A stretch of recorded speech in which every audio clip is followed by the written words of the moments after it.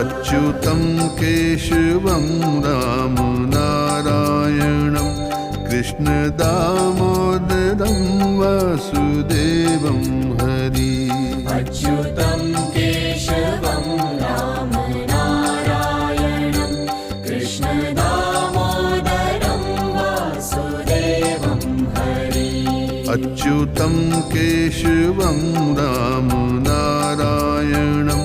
कृष्णदामोदरं वासुदेवं हरि